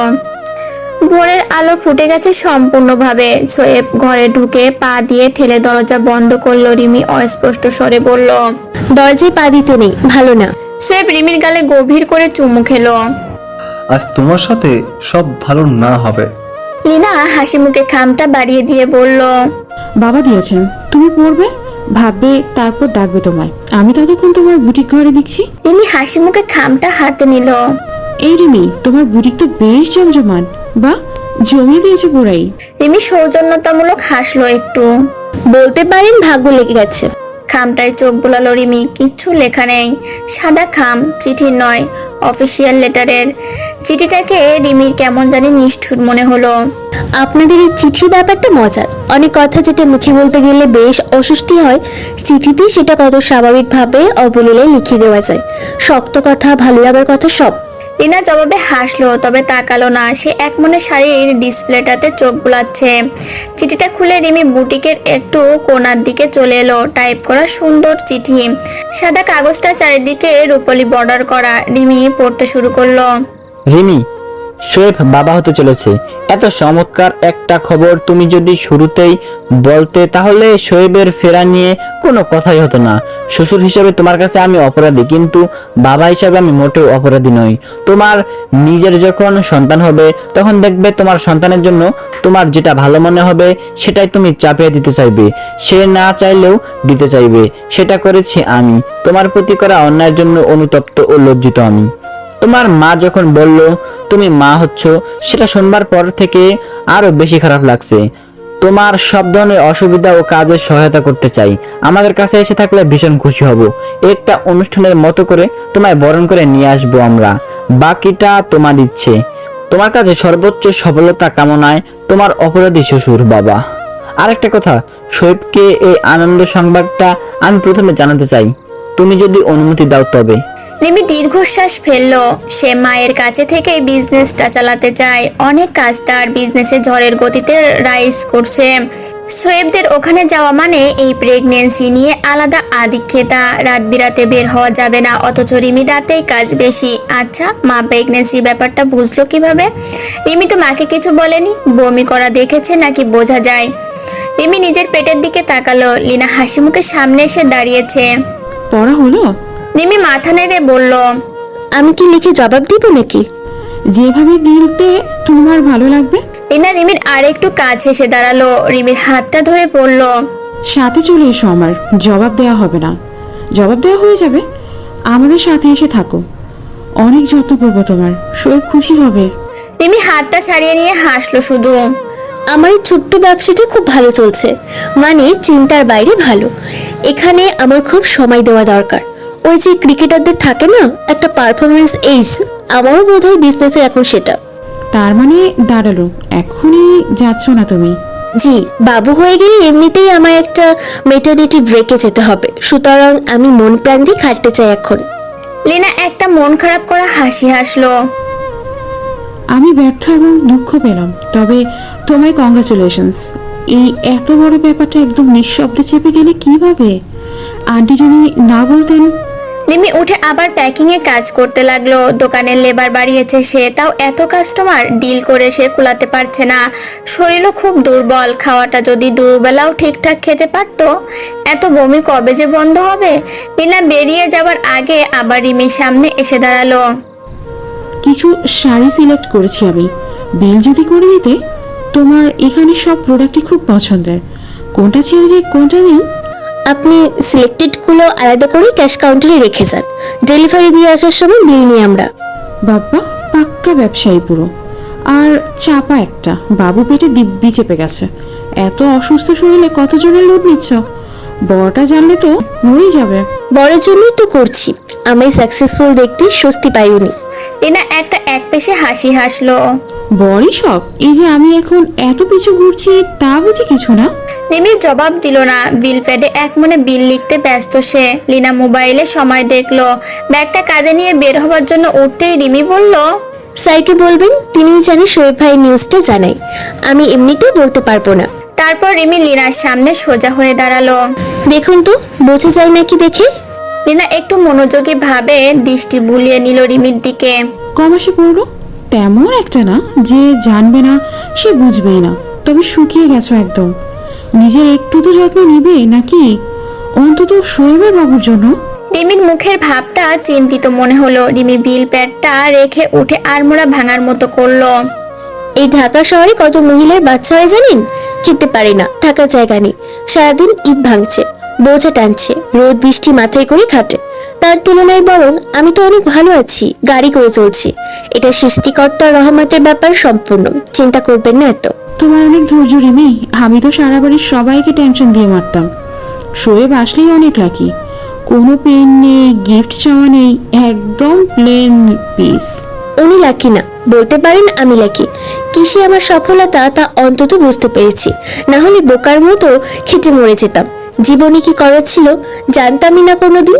তোমার অনেক সাহস রিমি, আর মনের জোর তো লাজবাব। একটা ছোট্ট বিজনেস আইডিয়া কিন্তু এখানে বসে দেখে তো মনে হচ্ছে বেশ দাঁড় করিয়ে দিয়েছো। সাহসী নারী বলতে হবে। রিমি মনে মনে বলল, সাহস আমার একদমই নেই লীনা ম্যাম, শুধু শোয়েব ভাইকে পাশে পেয়ে বিশ্ব জয় করে ফেলতে ইচ্ছা করে। কি যেন গান শুনেছিল সে একটা, তুমি যদি হেসে বলো, দু কদম পাশে চলি, জিতবই অবশেষে। আমি কিন্তু তোমায় কথা দিয়েছিলাম, আমি হারলে তোমার ওয়েলকাম আমার সব থেকে বেশি ভূমিকা থাকবে। সেই জন্য বুঝি এত করেছি, বারবার করে নিতে আসছেন আমায়। লীনা একটু চমকালো। সে কি নিজের কথা রাখতেই এত সব করেছে? সব করছে সে তার স্বামীর জন্য। নিজের একমাত্র ছোট ভাইকে কষ্টে ফেলার অপরাধে সৌরভ লীনার কাছ থেকে একটু একটু করে কি দূরে সরে যাচ্ছে না? ইচ্ছা না করলে জবাব দিতে হবে না, থাক। লীনা 2 মিনিট দুম মেরে থাকলো। তারপর একটু অসর গলায় বলতে লাগলো, ঠিক তা না রিমি, জীবনে কিছু ব্যাপার থাকে আমাদের, কিছু ব্যাপার থাকে আমার, কিছু শুধু আমার। এই ব্যাপারগুলো কোনোদিনই আমাদের হয় না। সৌরভ আমার জীবনে তেমন শুধু আমার ব্যাপার। বলতে পারো শোয়েবকে সে খুব ভালোবাসে, আর আমি সৌরভকে। সৌরভ আমার অনেক সাধনা রিমি, আমি ওকে কষ্ট পেতে দিতে পারি না। আমার জীবনের এই এত এত স্বাধীনতা সব কিন্তু ওই জন্যই। স্ত্রী হিসেবে সে আমায় ভালোবাসেনি, বরং তার সমান একজন মানুষ হিসেবে সব সময় ভালোবেসে এসেছে। এই যেমন শোয়েব তোমার কাছে আসবার জন্য কেমন পাগল পাগল করে, এইসব কিন্তু শুধু ভালোবাসাই, বুঝলি রিমি? ভালোবাসা বড় কঠিন যন্ত্রণা। লীনার গলা ধরে এলো। রিমি প্রায় ফিস ফিস করে বলল, ভালোবাসার এত শক্তি কেন বলতে পারেন ম্যাম? এই যে আমার এত শরীর খারাপ, তাও দিন রাত খেটে মরে যেতে ইচ্ছা করে। সব সময় স্বপ্ন দেখি একদিন আমায় নিয়ে শোয়েব ভাই কোনো টেনশন থাকবে না, আমার জন্য যাতে কখনই সে হয়রান না হয়। খালি ভালো অনুভব, খালি স্বস্তি দিতে মন চায় মানুষটাকে। ভালোবাসা একটা শক্ত মৃত্যুর নাম। শোয়েব ভাইয়ের জন্য এই প্রাণের সমস্ত শক্তি দিয়ে আমি কাজ করতে রাজি। লীনা চলে গেল। রিমি আবার গা গুলাচ্ছে। জুস খাওয়া দরকার। সোয়েবের গায়ের গন্ধটা হঠাৎ নাকে লাগছে। ইয়া, সোয়েব ফোন করলো রাত 2টোর দিকে। রিমি জেগেই ছিল, ফোন দেখেও রিসিভ করলো না। নিশ্চয়ই খবরটা শুনে ফায়ার হয়ে আছে। আজ সন্ধ্যায় রিমি এর জন্যই ফোন করেনি। এতক্ষণ ওয়েট করে শেষমেশ নিজেই ফোন দিল। তাহলে এত রাতে কারোর বকা শুনতে তার একদমই ইচ্ছে করছে না। চমৎকার ঘুম পেয়েছে তার, ঘুমাবে সে। ফোনটা সাইলেন্ট করে রাখতে রাখতে রিমি বলল, তুই তোর মতো চাকরি কর না রে ভাই, আমার বিজনেসটা ঠিক মতো করতে দে। রাতে ডিনারে বসে লিনা হাসি মুখে বলল, বাবা শোয়েব তো রেগে পুরো ব্লাস্ট করে গেছে। রিমিকে ফোন করে হয়তো কিছু বকেছে টোকেছে। রিমি এখন ইউজার বিজি করে রেখেছে ওকে। সন্ধ্যায় ফোন করে আমায় কাঁদো কাঁদো গলায় বলল, ভাবি আমার কি হবে? রিমি নিজেই তো একটা বাচ্চা, এখন আমি ওকে নিয়ে কই যাবো? আব্দুল সালাম সাহেব শব্দ করে হেসে উঠলেন। ছেলের নার্ভাসনেসে তার মজা লাগছে। খবরটা যখন তিনি সোয়েবকে বললেন, সোয়েব তবদা মেরেছিল পুরো। ফোন রাখার আগে শুধু বিড়বিড় করে বলেছিল, রিমি এমনটা করতে পারলো বাবা, জীবন শুরুর আগেই এত দায়িত্ব। বুঝলে বৌমা, এখন বুঝবে মজা। বাবা হওয়া কি চারটিখানি কথা? দায়িত্ব যে কত। শোয়েবের নিজের কাপড় চোপড়ই তোমার শাশুড়ি খুঁজে দেয় এখনো। রেহানা বিরস মুখ করে বললেন, শরীফ কি দায়িত্ববান নয়? কদিন বা বয়স ছেলেটার। বৈষয়িক ব্যাপারে ওর আগ্রহ হয়তো কম, কিন্তু ওর সম্পর্কের কদর করতে জানে সব সময়, এবং সেটা ভালোভাবে। কাঁধে পড়লেও ঠিক সব সামলে নেবে। কথাটা রেহানা লিনার দিকে তাকিয়ে বললেন, মা, আমরা কিন্তু সেটা বলছি না। শোয়েবের জন্য এটা যে কত বড় সারপ্রাইজ। ও তো রিমিকে গুছিয়ে সংসার করতেই রেডি হওয়ার সময় নিচ্ছিল। আমার তো মনে হলো সে পাজলড হয়ে গেছে, ছুটি পাচ্ছে না বেচারা। পারলে চাকরি ছেড়ে দিয়ে চলে আসে। আমায় তো বললো আর বাড়ি আসবো না বাবা, সব ছেড়ে বনবাসে চলে যাব। আমি বলে দিয়েছি, যাও বাবা, দোয়া রইল। কথাটা বলেই আব্দুল সালাম সাহেব হো করে হেসে উঠলেন। জানো বৌমা, আমি ঠিক করেছি শোয়েবকে একটা সংবর্ধনা দিব ঘটা করে। ওর ভীতু আর নার্ভাস মুখটা ভেবে এখনো আমার আনন্দ হচ্ছে। আমার সেদিনের ছেলে এখনো হাফ প্যান্ট পরে, সে কিনা বাবা হচ্ছে, ভাবা যায়? আনন্দে আব্দুল সালাম সাহেবের চোখ চকচক করতে লাগলো। বাবা, শোয়েবকে আর রিমিকে বরবউ সাজিয়ে পার্টিটা দিলে কেমন হয়? রিমিও তো মা হচ্ছে। এই warm welcome party for that. Rimi তো কেঁদেই ফেলবে লজ্জায়। দারুণ আইডিয়া। তুমি তাহলে সব অ্যারেঞ্জ করে ফেলো। হিউজ বাজেট নাও, গ্র্যান্ড পার্টি চাই। ক্যাপশন হবে দাঁড়াও ভেবে নিই। গিফটটা এমন ভাবো যাতে এক রাতেই দুজনের হয়। লিনা অতি উৎসাহে পার্টির প্ল্যান ভাবতে লাগলো। রেহানা খাওয়ায় মন দিলেন। তিনি ভয়ে ভয়ে আছেন, সোয়েব এসে কোন কাহিনী করে কে জানে। ছেলের ফোন তিনিও ভয়ে ধরছেন না। ফোন না ধরায় সোয়েব বোধহয় আরো ফুলছে। ফুলুক, ফোন ধরলেই মহা আহম্মকের মতো বলে, এই বাচ্চা কেন হয় মা, আমার খুব ভয় করে এসব। রেহানা একা একাই মৃদু হাসলেন। পাগল ছেলে একটা, ভয়ের কি আছে এতে? কত খুশির সংবাদ। আচ্ছা, রিমির যেন এটা কত সপ্তাহ চলছে, আল্ট্রাসোনোগ্রাফি করানো দরকার। মেয়েটা যে কি অসুস্থ হয়ে হাসপাতাল করলো, তাও একা একা। এত ভুগছে অথচ কোনো সারা শব্দটি নেই। অনেক আগেকার দিনের মহিলাদের মতো সহ্য ক্ষমতা দেখাচ্ছে। এ যুগে এমন মেয়ে আছে নাকি যে বাবু হওয়া নিয়ে আধিক্যতা দেখায় না? সোয়েবটা আসলেই ভাগ্য ভালো। রেহানা এবার সত্যিই সংসারের ভার বুঝিয়ে দেওয়ার মতো কাউকে পেলেন। এই সংসার সামলাতে সামলাতে কাহিল তিনি। আর কত, রিমি আসুক শুধু একবার, সব সামলে নেবে সে। এই মেয়ের দায়িত্ব থেকে পালাবে না। রেহানা তখনই ভেবে নিলেন রিমিকে গিয়ে দেখে আসতে হবে একবার। আস্তে আস্তে সম্পর্ক গভীর করতে হবে রিমির সাথে। আব্দুল সালাম সাহেব হঠাৎ বললেন, রেহানা, কি ব্যাপার বলো তো তোমার? চুপচাপ কি ভাবছো? শোয়েবের বাবা হওয়ার নিয়ে তুমি খুশি না নাকি? আপসেট দেখাচ্ছে। রেহানা চমকে তাকালেন। আসলেই তো মা, ভাতের পাতে আঁকিবুকি করছেন শুধু। কিসের এত চিন্তা আপনার শোয়েবকে নিয়ে? রেহানা জবাব না দিয়ে হাত ধুয়ে উঠে গেলেন। রিমিকে ভালো ডাক্তারের চেক আপ করাতে হবে, আলাপ করা দরকার। রিনা আবার পুরোদমে পার্টি প্ল্যান করছে। ডাক্তারের সাথে কথা বলে রেহানা স্বস্তিতে শুয়ে পড়লেন। রেহানার আসলে কোনো চিন্তাই নেই। রিমির মতো একটা মেয়ে সোয়েবের পাশে আছে, ভাবতেই নিশ্চিন্ত লাগে। তার তো বরং বড় ছেলেকে নিয়ে চিন্তা। বইয়ের কর্মচারী হয়ে গেছে পুরো। শুধু একটাই ভয়, সোয়েব এসে যেন বোকামিতে তুলকালাম না করে। হানিমুনের আগে বাচ্চা কেন হলো, এই প্রশ্ন করে করে হয়তো মেরেই ফেলবে রিমিকে। উফ, রেহানার মুখ ফসকে আদুরে গলায় হঠাৎই বেরিয়ে এলো, বোকা ছেলে একটা আমার। নাসিমা ভাতের প্লেটটা বিছানায় রাখতে রাখতে বললেন, ইলিশ মাছের ডিম ভেজেছি রিমি, একটু তো মুখে দিবি নাকি? রিমি ল্যাপটপ থেকে চোখ না সরিয়েই বলল, প্লেট সরাও মা, এক্ষুনি বমি করে দিব, বিশ্রী গন্ধ লাগছে। আমি ভেজেছি রিমি, তোর পছন্দ মতো করে লেবুর রস দিয়ে দেখ না একটু। রিমি হাত দিয়ে ঠেলে নিজেই প্লেটটা সরিয়ে রাখলো। কতবার বলেছি মা, মাছের কিছু সামনে আনবে না, গাগুলোই আমার। নাসিমা পা গুটিয়ে বসলেন রিমির পাশে। এতদিনের অল্প সময়ে রিমি কি অনেক বেশি অভিজ্ঞ হয়ে গেছে নাকি বড়? সিমি আপা পড়াশোনা স্টার্ট করেছে আবার, আঙ্কেল জোর করে ভর্তি করালেন। আজ ফোন করে বললেন আপার কাছে বেড়াতে যাবি মা। নাসিমা জবাব দিলেন না। এই মুহূর্তে রিমিকে একলা ছেড়ে আর কোথাও তিনি যেতে চান না। সোয়েবের হাতে সঁপে দিয়ে তবেই তার মুক্তি, নিশ্চিন্ত হবেন তিনি। শুভকে দেখে এসো মা, অনেকদিন ধরে যেতে পারছি না আমি, কিছু জিনিসপত্র আমি কিনে রেখেছি, দিয়ে এসো না মা, আমার এখন যাওয়া ইম্পসিবল। সকালে গিয়ে বিকেলে চলে আসবো আমি। তাও যাও প্লিজ। আপা ঘ্যান ঘ্যান করে সারাক্ষণ।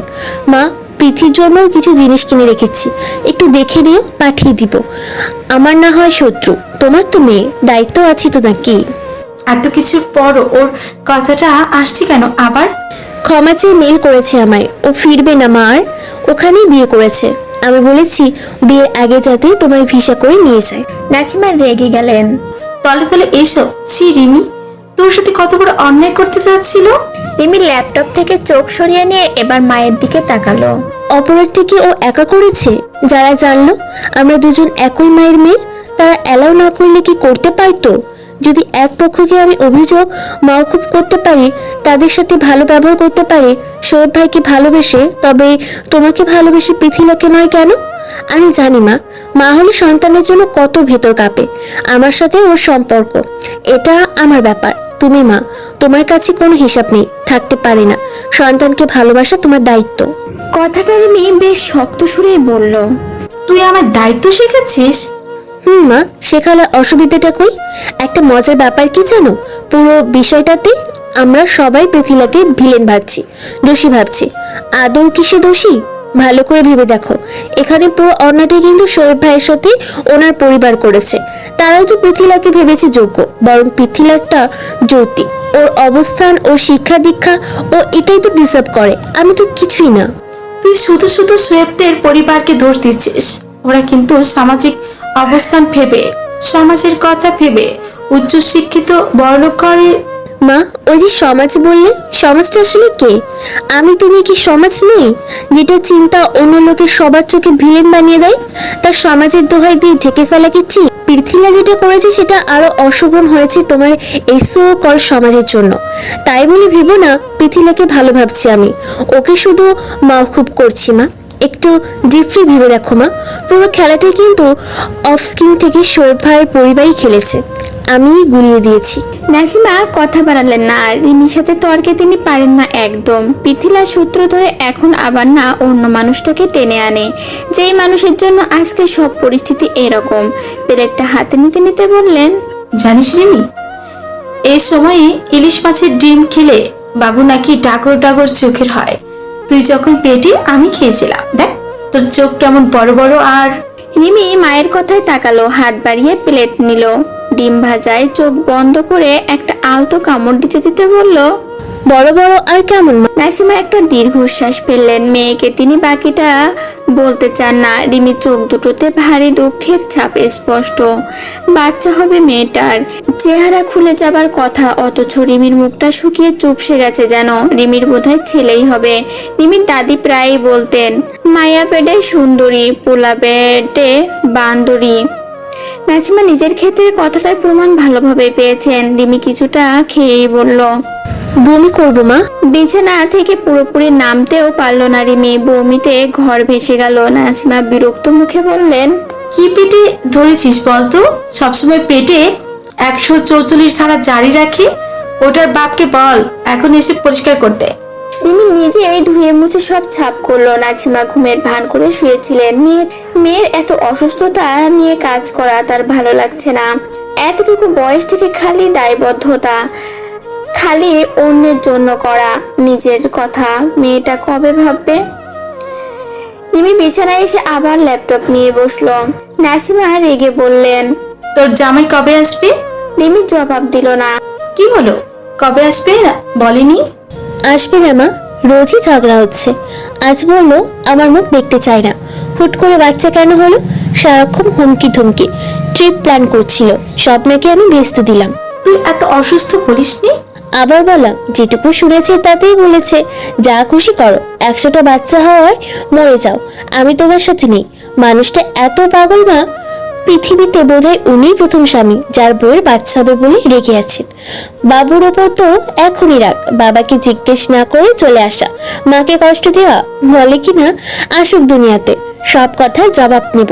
এসে যে শারীরিক অবস্থা দেখে কি বকবে আমায়, আমার তো ভেবেই ভয় লাগছে মা। তা কবে আসবে বকাবকি করতে? ছুটি পাচ্ছে না, একটা প্রমোশন হবে বোধহয় ওনার, কি জানি বললো। ঢাকার অফিসে চলে আসার চান্স পেতে পারে, আটকে আছে তাই, না হলে সেই কবে এসে তুলকালাম বাঁধাতো। এমনিতেই এক ডক্টর বন্ধুকে পেছনে লাগিয়েছে আমার, সকাল বিকাল খোঁজ নিতে এসে জ্বালাচ্ছে আমায়। নাসিমা গাঢ় মমতার দৃষ্টিতে মেয়ের দিকে তাকালেন। তিনি স্পষ্ট দেখতে পাচ্ছেন এই মেয়ের কপাল ভর্তি সুখ। তোকে খুব ভালোবাসে নারী, এই যে প্রতি মাসে টাকা দেয়, এক গাদা জিনিস পাঠায়। ওসব তোমার ভালোবাসা না, ওগুলো ওনার রাগ। ওর সত্যিকার মানে হলো এই জিনিসগুলো আর টাকাটা তোমার দরকার, তুমি কেন বোঝো না? নাসিমা শোয়া থেকে উঠলেন, রিমির কাছে বসলেন। রিমির চুলের খোপাটা খুলে নিয়ে চুলগুলো গোছায় আলাদা করতে থাকলেন। অনেকদিন তিনি মেয়ের চুল আশ্রয় দেন না। রিমি ল্যাপটপ বন্ধ করলো, মায়ের দিকে পেছন বাঁক ঘুরে থেকেই বলল। আমার খুব ভয় করে মা, খুব। ইঞ্জিনিয়ার বড়লোক বাড়ির হ্যান্ডসাম ছেলে, কি ভালো পরিবার, কি ভালো সামাজিক অবস্থান, এ যুগের রাজপুত্র। আমার শিক্ষা দীক্ষা নেই, আহামরি ভালো গুণ নেই, স্মার্ট নয়, আর কত অভাবে বড় হওয়া। কোনোদিনও যদি এক মুহূর্তের জন্য ভাবে ঠকে গেছেন উনি, মাঝে মাঝে ভয়ে বুক কাঁপে মা। জানো মা, আমায় যখন আদর করে লজ্জায় মাথা কাটা যায় আমায়, নিজেকে দাসী দাসী মনে হয়। এত তুচ্ছ একটা মেয়েকে রাজপুত্র পুরো নর্দমা থেকে টেনে তুলে বুঝি মাথায় নিল। রিমির গলা ধরে এসেছে। বিজনেসটা শুধু পুষিয়ে দিতে করেছি মা, অন্তত টাকার ব্যাকআপটা যদি থাকে। কিন্তু আমি জানি কোনোভাবেই আমি যোগ্য নই ওনার। বাবু হবে যখন জানলাম, অপরাধী মরে যেতে ইচ্ছা হচ্ছিল। এত বড় মানুষ, আমি কিনা বলবো মানুষটা কি দেখে যে ভালোবাসলো আমায়। নাসিমা পেছন থেকে গভীর মমতায় মেয়েকে জড়িয়ে ধরলেন। তোর বিজনেস খুব ভালো চলছে তাই না রে? খুব বেশি ভালো মা, 4 লাখ টাকায় শুরু। এই কটা মাসের পর ক্যাপিটাল 10 গুণ দাঁড়িয়ে যাবে মনে হচ্ছে। সোহেব ভাই কিন্তু শুরুতেই বলেছিলেন কিছু জিনিস আছে যা শিখিয়ে পড়িয়ে হয় না, ওটা ভেতরে থাকতে হয়। এরকম একটা জিনিস হলো বোধ। এখন মনে হচ্ছে এরকম আরেকটা জিনিস হলো বিজনেস আইডিয়া। বিজনেসের মূল ট্রিকটা আমি ধরে ফেলেছি মা। নাসিমা মেয়ের মাথায় চুমু খেলেন। তুই অনেক ভালো থাকবি রিমি, সব বদলে যাবে দেখিস, সব সমান সমান হয়ে যাবে। শেবের মা ফোন করেছিলেন, তিনি এখানে এসে তোর কাছে থাকবেন বললেন। শেব চিন্তায় অস্থির হয়ে আছে খুব, সে বলেছে থাকতে। দেখেছো মা, এই করেই মানুষটা। রিমির কপট রাগ হলো সোহেবের ওপর। সব একা একাই ভেবে ফেলবে নাকি, যত সব। রিমিকে দেখেই সোহেব একটু মৃদু চিৎকার দিল। ও মাই গড রিমি, তোমার পেট তো অনেক ফুলে গেছে, পেট কি আরো বড় হবে? আমার তো খুব ভয় লাগছে দেখে। ব্যথা করো রিমি। সোহেবের মুখ ভাবটা ভয়াত্ম দেখাচ্ছে। রিমি দাঁড়ানো ছিল, ডেস্কের পেছনে গিয়ে বসলো। সোহেব তখনও মাথায় হাত দিয়ে দাঁড়িয়ে। সোহেবের এমন আচানক আসাতে রিমি মোটেও চমকায়নি। সে জানতো মানুষটা হুট করেই আসবে। কি কাণ্ড ঘটালে বলো তো? কত ধরনের কন্ট্রাসেপটিভ পাওয়া যায় এখন, তুমি কি একটাও নিতে পারলে না? তোমার কি হবে বলো তো? রিমি লজ্জায় লাল নীল হতে লাগলো। এই মানুষটা এমন, মাথা ঠিক নেই কেন? দোকানে লোকজন কাজ করছে, কাস্টমারও আছে, কথাগুলো যে বলছে শুনতে পেলে এরকম বলার কি আছে? রিমির এটা 6 মাসের শেষের দিকে, পেট তো বড় দেখাবেই। কথার কি সিঁড়ি, পেট ফুলেছে। সোহেব মাথা থেকে হাত নামিয়ে ডেস্কে হাত রেখে দাঁড়ালো। রিমি মাথা নিচু করে নোটপ্যাডে হিসাব দেখছে, নিজেকে সামলেছে। সোহেব ভাইকে দেখেই এত মাথা ঘোরাচ্ছে তার। এটা তুমি কেন করলে রিমি? আমরা দুজনে কোথাও বেড়াতে যেতে পারলাম না, ইভেন ভালো করে এক বিছানায় ঘুমানো হলো না। তুমি মেহমান নিয়ে এলে এর মাঝে। আমার সব বন্ধুরা চুটি প্রেম করলো, এখন প্ল্যান করে বিয়ে করছে, হানিমুনের বিশাল প্ল্যান। আর আমার কপাল দেখো, প্রেম হলো ভাল্লুকের সাথে, বিয়ে হলো হুট করে, বাচ্চা। কত স্বপ্ন ছিল, ঘন সন্ধ্যার বাতাসে বিচের বাড়িতে মদ খেয়ে মাতাল হয়ে দুজনে ঘোরাঘুরি করব। তুমি পরবে লাল জামা, আমি লাল শার্ট। প্লিজ একটু আস্তে বলুন। সোয়েব গলার স্বর নামালো। আমার বউ দেখো, এখন তুমুল অসুস্থ, সেবা যত্ন তো কিছুই পেলাম না, বরং বউয়ের জীবন নিয়ে টানাটানি। সোয়েবের মুখের ভাবটা অটোমেটিক্যালি করুণ হয়ে এলো, কেঁদে না ফেলে। কর্মচারী মেয়েগুলো আর চোখে ব্যাপারটা দেখে মজা পাচ্ছে। রিমি বিব্রত ভাবটা এড়াতে এবার কথার প্রসঙ্গ পাল্টালো। আপনি হঠাৎ এলেন যে, আসার কথা ছিল? হুট করে আসা ছাড়া কি উপায় আছে? কোনো ছুটি ফুটি নেই। এখন বলছে আমি অধিদপ্তর ডাকবে, এতগুলো কাজ আর কাজ। আরো দুটো ফরেন ওয়ার্কশপে ডেকেছে নেক্সট ইয়ারে। মাঝে মাঝে দেখছি পেপারেও ছবি আসছে আপনার। কদিন পর তো মনে হয় আপনাকে টেলিভিশনে নিউজে দেখতে হবে। যা ব্যস্ততা বাড়াচ্ছেন। আমি ব্যস্ততা বাড়াচ্ছি? রিমি সহজভাবে বলল। হ্যাঁ, কাজ করলেই কাজ, কাজ না করলেই নেই। আপনার মতো আর অনেকেই তো এই জব করেছে। নিজের উপজেলা করে করে তো আর মরে যাচ্ছে না। সোয়েব রেগে গেল। রিমির ভালো লাগতে শুরু হলো। মানুষটা রাগলে কেমন লাল হয়ে যায়। নর্মাল সোয়েব ভাই থেকে এই রাগী সোয়েব ভাই রিমির বেশ পছন্দের। তুমি আমার যা বলছো তার যে এথিক্যালি ঠিক না, জানো তো। আমি আমার দায়িত্বে নিষ্ঠাবান, ভালো করে শুনে রাখো। ফিউচারে এমন কথা বললে তোমায় খেয়ে নেবো আমি। মাইন্ডেড বইটা মেয়ে। এত কাজ করে লাভটা কি? লাভটা কি মানে? দেশের 8-10টা মানুষ আমায় দেখে বদলাচ্ছে। দুদক আমায় অভিনন্দন জানিয়ে চিঠি পাঠিয়েছে। মিনিস্ট্রি থেকে এত এত শুভেচ্ছা। সিনিয়র অফিসাররা পিঠ চাপড়ে বলে, ইউ আর এ জেম শোয়েব। তোমার কাজ করা দেখলে জীবনটা ব্যাক অর্ডার নিয়ে গিয়ে আবার কাজ শুরু করতে মন চায়, বুঝলে? কত বড় কমপ্লিমেন্ট এটা আমার জন্য, ভাবতে পারছো? তুমি জানো আমার এ বছরের উন্নয়নের ফেরিওয়ালা অ্যাওয়ার্ড দিচ্ছে, এ বছরের ডিসেম্বরে দেবে। কত ইচ্ছে ছিল তোমার সাথে নিয়ে যাব, প্রাইম মিনিস্টার নিজে থাকবেন। আচ্ছা, ডিসেম্বরের নাগাদ কি বাবু হয়ে যাবে? এত পেট ফোলা নিয়ে যাও তো রিক্স। তুমি কি করে বলবো শোয়েব ভাই? ডেট কবে তোমার? রিমি জবাব দিল না। সোয়েব শার্টের বুকের বোতামটা খুলে কলারটা পেছনে টেনে দিল। চেয়ারটা টেনে ফ্যানের সোজাসুজি বসলো। রিমি, একটা এসি লাগাও তো দোকানে, বড্ড গরম। বলা হয়ে গেছে নেক্সট উইকে লাগিয়ে দেবে। আপনি হঠাৎ এলেন যে, কেন? বাবা জরুরি করে কি পার্টি অর্গানাইজ করবেন বললেন। লীনা ভাবি ফোন করে অস্থির করে তুললেন, তাই আমি অবশ্য উইদাউট এনি নোটিস এসেছি। এই পার্টির কথা তো আমায় বললেন, আমি তো এখনো জানাইনি কিছু। মানে হলো তিনি তো নতুন বাবা মাকে কংগ্রেচুলেট করতে চাইছেন। আমার তো মনে হয় তা সবচেয়ে ভালো হয় বাবু হয়ে যাওয়ার পর করলে, একসাথে সবার ওয়েলকাম হয়ে গেল। তাছাড়া আমার শারীরিক যে অবস্থা, পার্টি বমি করে ডুবিয়ে দিব মনে হচ্ছে। সেটাও তো করে চাই, বাবার পাগলামি শুধু শুধু না করলেও হয়। তুমি লাঞ্চে যাবে না? রিমি ব্যাগ কাঁধে নিতে নিতে বলল। বাসায় চলুন, এখনই যাব। সোয়েব বসা থেকে না উঠেই বলল, এখন তোমার বাসায় যাবো না রিমি, আমি ঢাকা এসে সোজা তোমার বুটিকে এলাম। বাসায় যাইনি এখনো, আগে বাসায় যাব, ফ্রেশ হয়ে ঘুমাবো, সন্ধ্যায় আসবো। তুমি বরং আমার সাথে চলো। রিমি ব্যাগটা কাঁধ থেকে আবার নামিয়ে রাখলো। সোয়েব রিমির হাত ধরলো হঠাৎ। কাউকে কিছু না বলে আজকে রাতটা ম্যানেজ করতে পারবে? আমি যে এসেছি বাসায় কেউ জানে না। দারুণ একটা রিসোর্ট আছে ঢাকার একদম কাছে, প্লিজ রিমি। রিমি না করতে যাচ্ছিল। সোয়েবের মুখের ভাবটা আরো নরম করে বলল, পায়ে ধরে রিমি, বাবুকে বলবার জন্য তো হানিমুনের একটা গল্প দরকার। আমি প্রাইমারি কথাবার্তা বলে ঠিক করে এসেছি। দারুণ জায়গা, ঘন সবুজের মাঝে বিশাল ঝিলের মতো, তার উপরেই ছোট্ট ঘর। কি যে ঠান্ডা ঠান্ডা ভালো লাগা। রিমি ভীষণ অবাক হলো যে মানুষটা জোর করে সব আদায় করে আজ রিমিকে অনুরোধ করছে, তাও আবার সব প্ল্যান করে এসে বলছে। এত কেন অনুভূতি মানুষটা রিমির প্রতি, এত কেন রিমিকে মাথায় করে রাখে? রিমি হেসে বলল, মাকে বলে যাব আমি, মা সিক্রেট রাখবেন। কিন্তু আপনার মা, তিনি তো। আমার মা যদি তোমায় একটু বকে শুনে ফেলবে, বোকা খাওয়া বাবদ টাকা দেবো আমি। সোয়েব মানিব্যাগ বের করে দেখালো। যত বেশি বকবে তত বেশি পেমেন্ট পাবে। আপনার সমস্যা হবে না? ছুটি আছে? তুমি রাজি হয়ে গেছো, তার মানে আমার ছুটি হয়ে গেছে। শুধু এক রাত কিন্তু, আর না। আগে তো যাই, বাসায় ফোন করে বলে দাও এখনই রওনা হব। তবে রাতে একটু কষ্ট হবে তোমার, জেগে থাকতে হবে তোমাকে। আমি কিভাবে ঘুমায় না ঘুমায় এর কি কোনো ঠিক আছে? কোথায় হাত ফেলবো, কোথায় পা ফেলবো? তোমার পেটের যা অবস্থা, উফ। আমার রাতে জেগে থাকতে হবে? তোমার বমি মিশন কেমন চলছে? যত্রতত্র বমির নির্গমন কি এখনো চলছে? কমেছে অনেকটা, খাবার সামনে আনলেই বমি, না হলে তেমন একটা নয়। তুমি অনেক বেশি ফোর্স হয়ে গেছো রেমি। কেন? নাকি জন্ডিস বাতিয়েছ?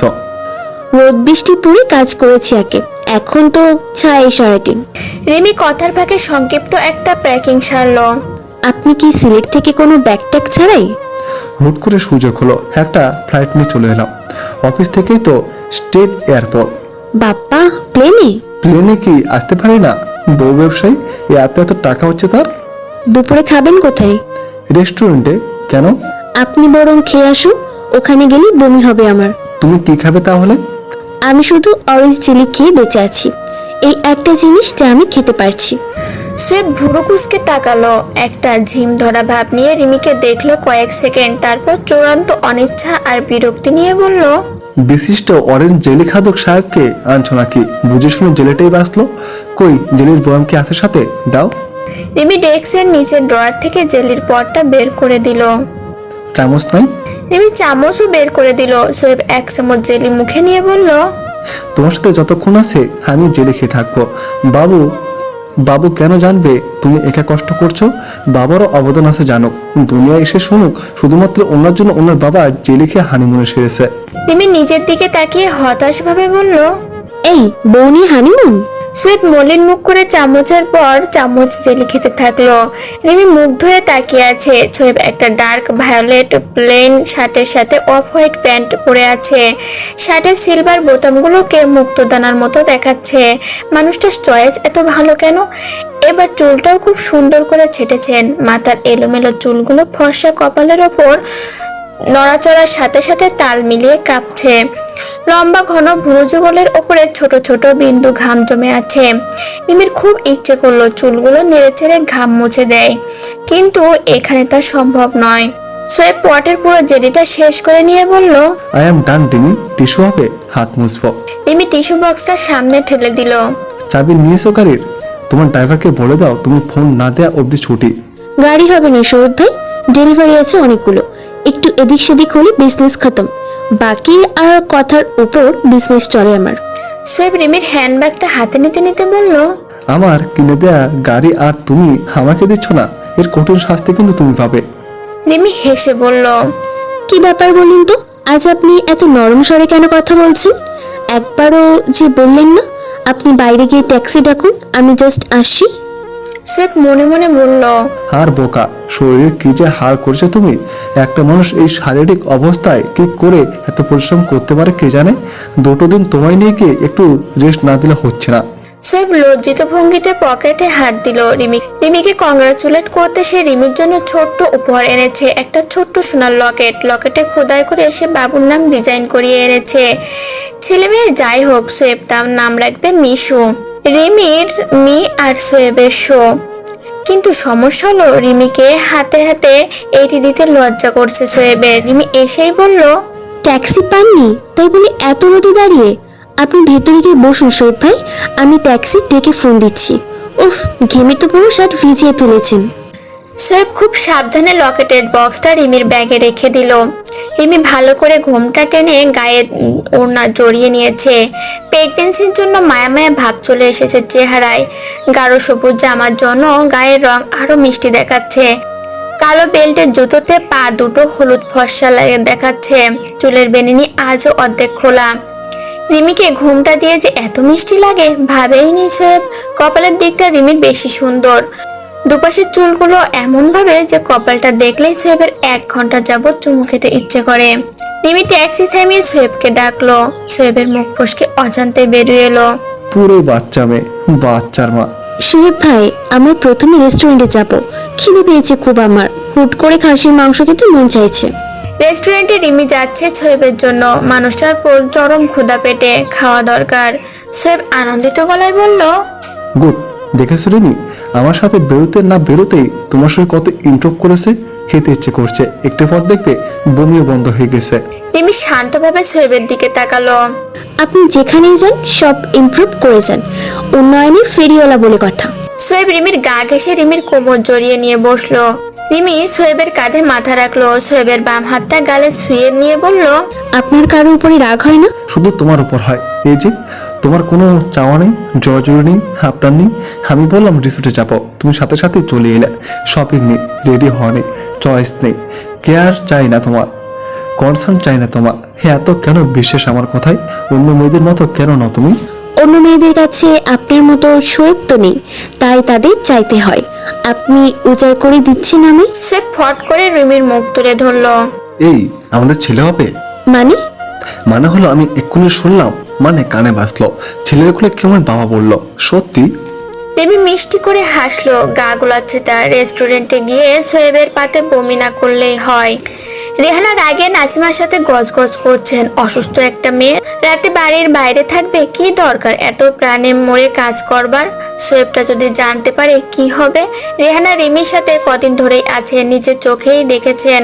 রিমির শরীর অত্যাধিক খারাপ। সমস্যা হলো রিমির মতোই স্বাভাবিক কাজ করছে, টু শব্দটিই নেই, কোনো রেস্ট ফেস্ট নেই। বাড়ি এসে বরং সে রেহানার জন্য মাঝে মাঝে নিজেই রান্না করে।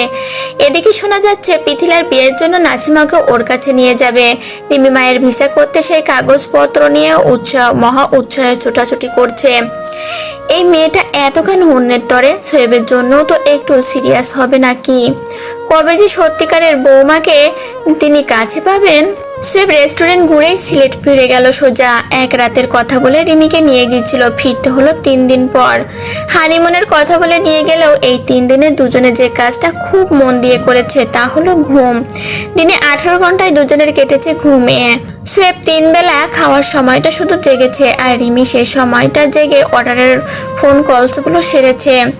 সোয়েব তো ফিরে যাবার পথে গানও বানিয়ে নিয়েছে। তুমি আমি পাশাপাশি ঘুমিয়ে দুজন, এভাবে কাটাবো সারাটা জীবন। রিমি জবাবে হেসে বলেছিল। নিশ্চিতভাবে কাটাবো সারাটা জীবন। রিমি ওখান থেকে ফিরে মনে হলো এই রিফ্রেশমেন্টটা দরকার ছিল খুব তার। সোয়েব ভাইকে একটা ধন্যবাদ বলতে হবে, এত মন চাইছিল, শুধু লজ্জায় বলা হয়নি। সোয়েবের সাথে এই ব্রেক কাটিয়ে ফিরে আসার পর রিমির কাজের প্রতি আগ্রহ আরো 10 গুণ হয়ে গেল। মানুষটার মাঝে অদৃশ্য কিছু যেন আছে, রিমিকে এত সাহস দেয়। তবে এর মধ্যে অবশ্য একটা সমস্যা হলো, রেহানা মানে সোয়েবের মা রিমির এই 3 দিন ধরে বিজনেসের কাজে বাইরে থাকাটা মানতে পারলেন না। তিনি প্রথমে রিমিকে বেঘরে বকলেন, নিজে কিছুক্ষণ ফ্যাস ফ্যাস করে কাঁদলেন, রাগ করে ফিরে গেলেন ক্ষণিকের বিশ্রামাগারে। তার মনে বদ্ধমূল ধারণা হলো লিনার মতো তার এই পুত্রবধূ তার কথা শুনবে না। এই বউও স্বাবলম্বী এবং একই সাথে স্বাধীন জীবনপথ বেছে নেবে। যে মেয়ে নিজের এত সিরিয়াস শারীরিক অবস্থায় কারোর কথা শোনে না, তাকে নিয়ে তিনি আর স্বপ্ন দেখতে চান না।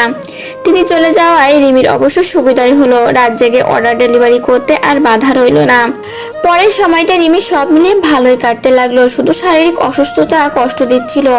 এর মাঝে আর একটা সুখবর হলো, তার মায়ের ভিসা হয়েছে। তবে তিনি দিনরাত কেঁদে ভাসাচ্ছেন, তিনি কিছুতেই ইউএসএতে যাবেন না, রিমিকে একা রেখে সম্ভব না। কিন্তু রিমি জানে মা শেষ পর্যন্ত যাবেনি, কারণ কোনো মা তার মেয়ের বিয়ের মতো সিরিয়াস একটা ঘটনায় পাশে থাকার সুযোগ হাতছাড়া করতে চান না।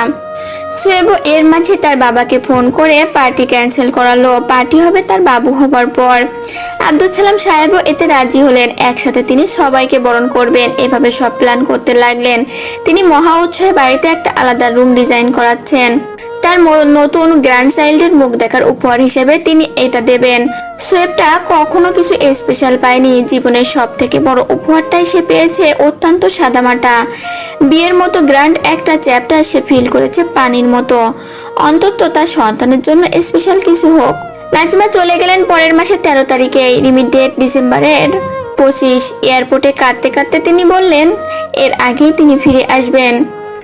রিমি বিষণ্ণ আর ক্লান্ত গলায় বলল, এত তাড়াতাড়ি তুমি ফিরো না মা, কটা দিন আরাম করে আসো, আমি তোমাকে টানতে টানতে ক্লান্ত।